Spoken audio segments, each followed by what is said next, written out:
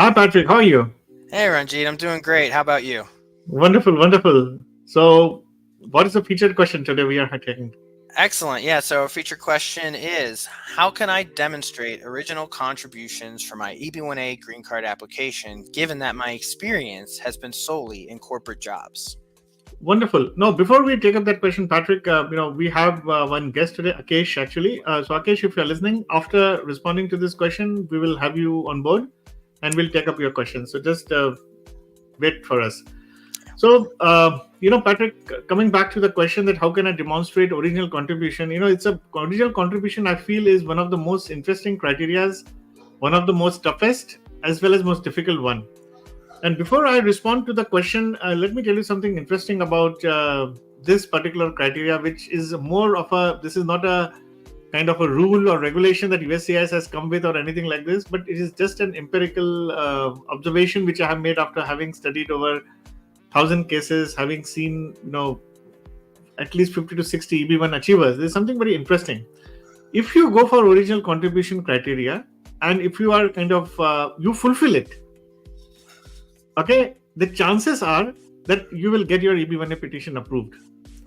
But it indirectly implies that what I'm trying to also tell you is that if somebody has gone for original contribution criteria, at the same time, I am yet to see a single RFE or a NOID where the original criteria has been approved and the petition is being challenged. So basically, it implies that if your original criteria goes through, you are good. You should be good. But also, let us also understand it is the most difficult criteria. You should not go for it if you don't have any original contribution. Don't try to fit in your original contribution. Yeah. Now, here comes a very interesting question that if you have a corporate job, and how do you fill original contribution? Because this original contribution is not to your company, but it is essentially to your field of expertise, whatever you are choosing. So this can manifest in terms of identifying what impact your work has done outside your company in the industry. That's the first important thing. You cannot come up and say that, look, I work for the company, it helped in $1 million, I made a big strategy, a business plan or something. No, it has to be something like you created. Let's say, for example, you are working with OpenAI, you create some kind of a contribution that allows people to use plugins, which was there before. Now, obviously, it doesn't have plugins, but you could add plugins, or you are creating an app which can help something which other people are also kind of replicating it. So that could possibly be one of the ways in which you can do it. But if you are like, when you say impact on the field, you have to see the larger impact it has had on other businesses outside the scope. It has to be to the field. It cannot be just, if you are working in a corporate job, 9 to 5 job, and, you did some kind of a coding that helped company to, do it. Second way to do it is if the work that you are doing is patented. So if you have a patent, that could another beautiful way of doing it, or a system or process that can be replicated. We have a very detailed process, kind of a matrix to evaluate an original contribution. I would urge you to kind of look at that. There is a Forbes article on that. We'll give you the link below on that. So this is how, even if you are working in a corporate job, you could potentially use, even apply for this criteria. But as I said, that this is a very, very, rigid criteria to be with, and just do it with caution. I would say that in consultation with your lawyer. So that would be my take, Patrick. I hope that this helps.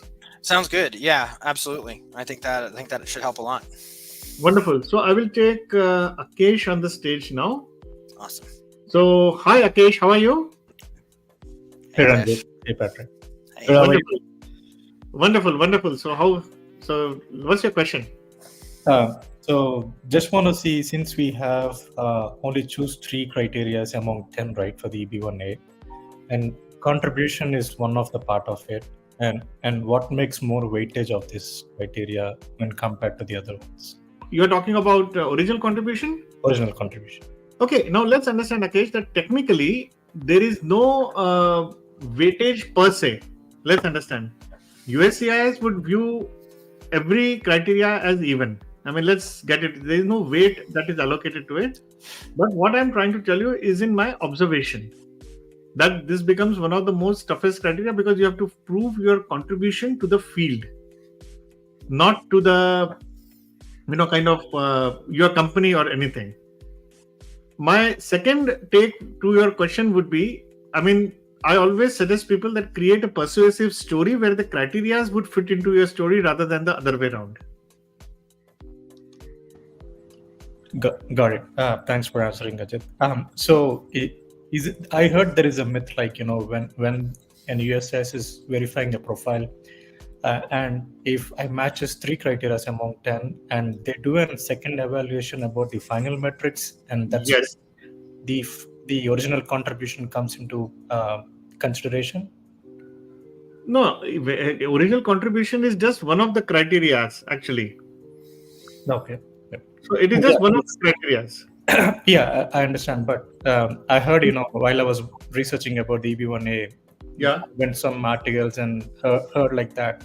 In the final metrics, the USIs will give more weightage about the original contribution. No, it is not. It would. Would not believe so. Okay. How it happens is, first there is a two-step process. It comes from a case law called Kasarian.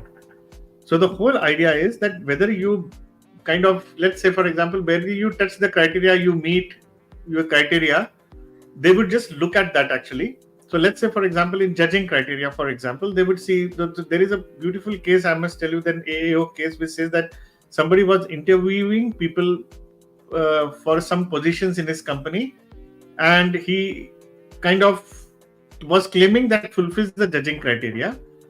So from a USCIS perspective, it met the judging criteria, but when they analyzed it deep dive into final merit determination, what they would look at 3 things. They would look at sustained acclaim and the totality of evidence. Sustained acclaim would mean that it's not necessary by function of time, by virtue of intensity. Sustained, I would rather, and benefit to the United States.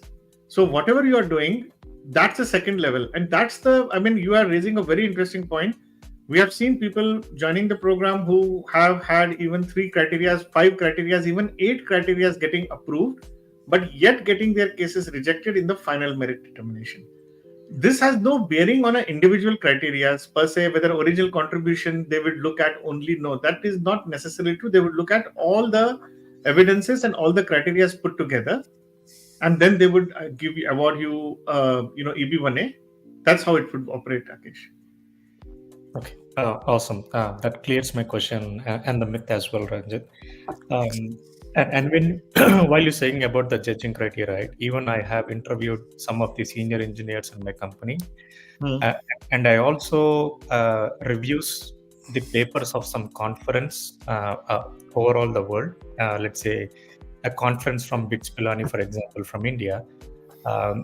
Some students and some people submits their project as a documentation, and I have received an email to review their papers and give a judgment or comments on it.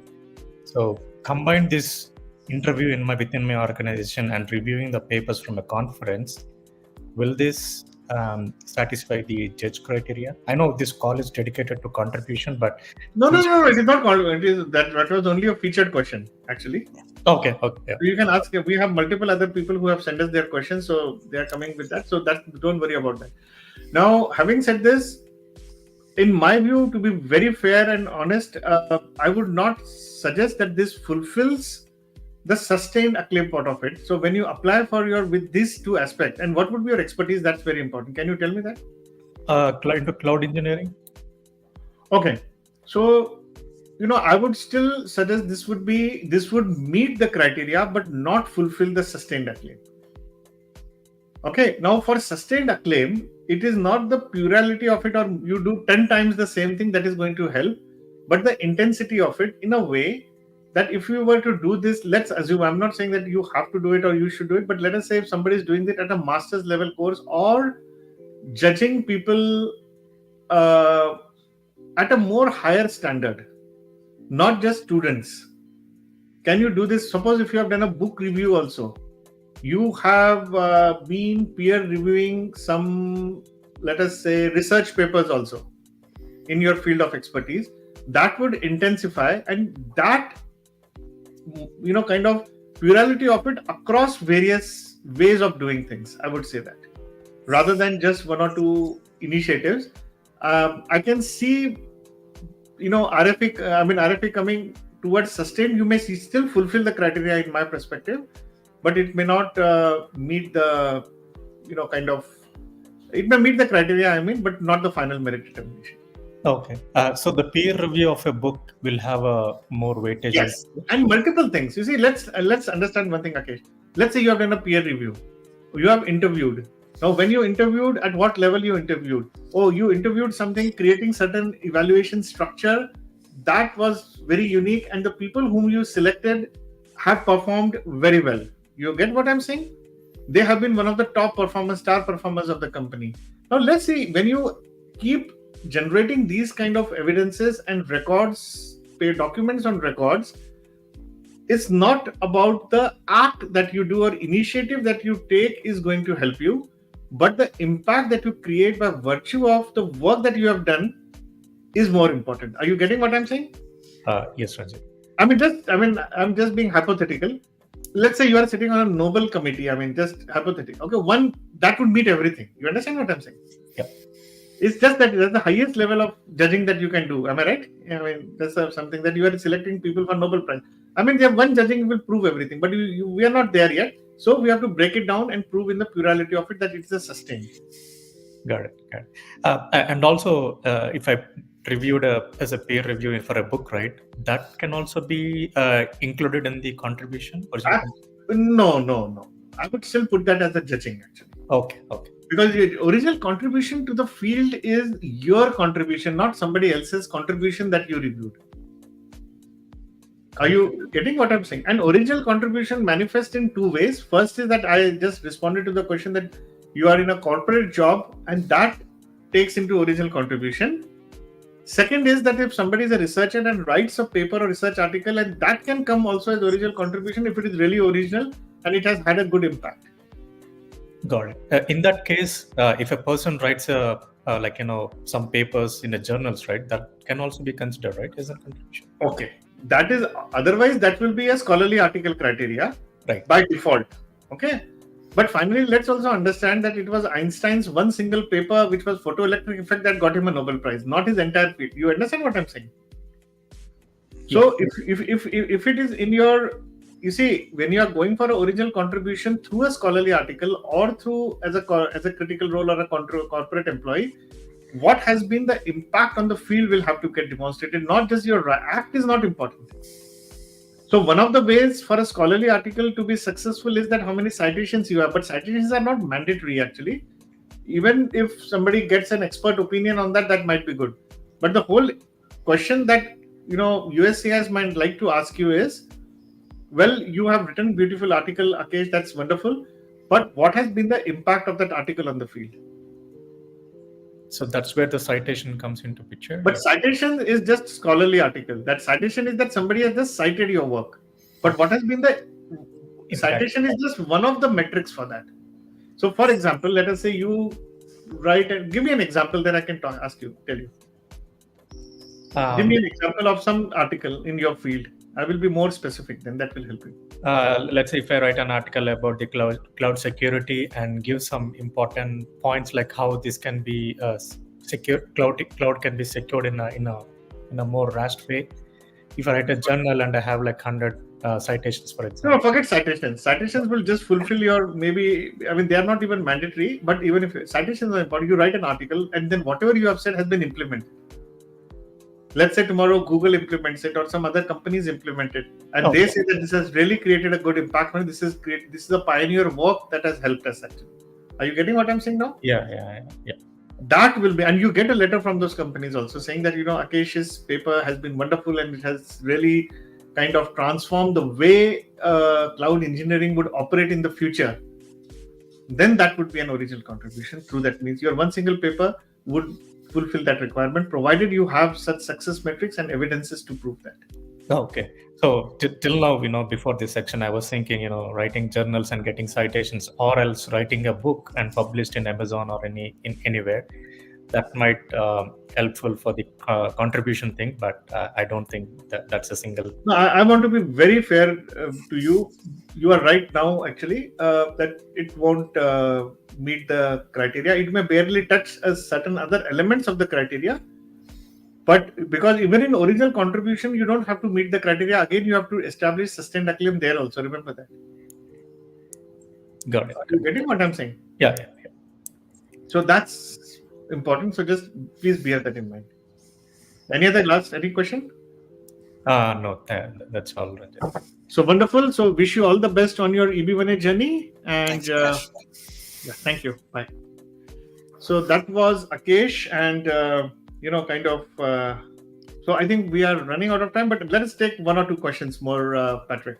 Sure. I'm going to start with the one because you're meeting with this person sometime this next week. So I'm going to start with this one. My question is about the significance of USA interest. When POTUS releases funding information of your area of domain, does that claim as a national interest? Okay. I mean, obviously, we don't know the expertise, we don't know the field, we don't know the amount of funding. I mean, we are just talking based on a very little information what we have. I think the example he gave me was battery manufacturing. Absolutely. So, I mean, first, I would always like to, define the expertise in the national interest based on the merit of the expertise itself without relating to any funding, because you can get EB1A without POTUS having issued any funding or not. That's besides the point. This may aid you 5%, actually. I would say that 5 to 7%, this might be added, but there are other meritorious dispositions to prove national interest, that what the need that you have to create, that what is the, kind of merit for US to have you based on that expertise.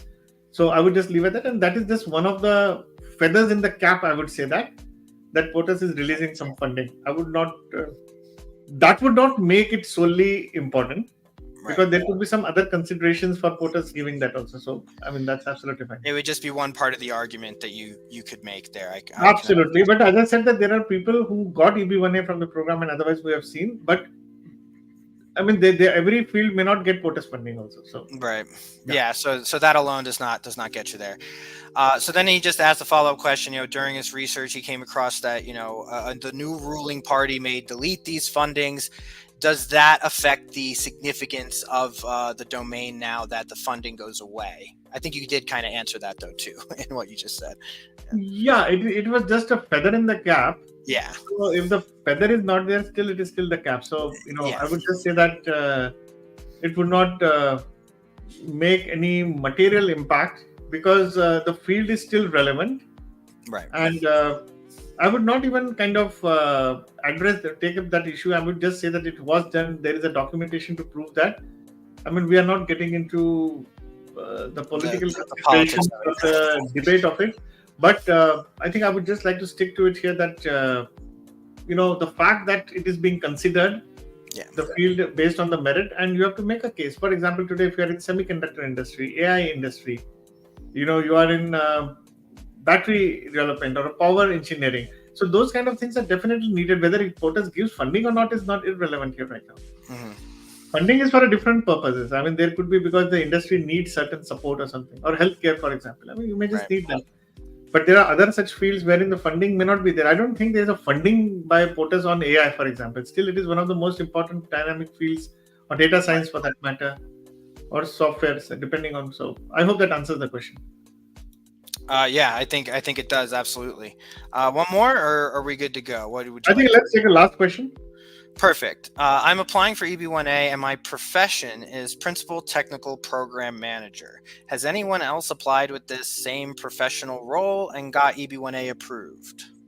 Okay, I would like to just take a pause here and just try to bring in that Technical Program Manager is not a field of expertise. Right. Okay, it is just a title. Tomorrow you could be Chief Executive Officer. For example, when I applied for my own EB1A, I was Chief Executive Officer of Financial Planning Standards Board in India. So I would not like to kind of use that as my expertise. Being a Chief Executive is not my expertise, but financial planning, education and regulations is. So I would rather prefer to, use my expertise. But yes, answering your question, yes, we have had people of multiple titles who got this EB1A, and title would be completely irrelevant for this purpose. In fact, to go a step further, I always tell people that you are not your title, you are not your qualification, and you are not the amount of money that you make. In fact, what you are without that. If today you are stripped of your qualifications, your jobs, your business titles, all your wealth, what you are remain is your expertise. So I hope that kind of answers all the questions. And so thank you very much, Patrick, and thank you very much, Akesh, for joining us today. And it's been wonderful. So if you have any more questions in the future, please write to Patrick or me. We'll happy to take you here. If you want to join the show, we'll be happy to take you here. And if you have any further questions or any personalized discussions, or you want to join the next week program, please write to us and click the link that will be given below. So wish you all the best, guys, and thank you very much. Bye-bye.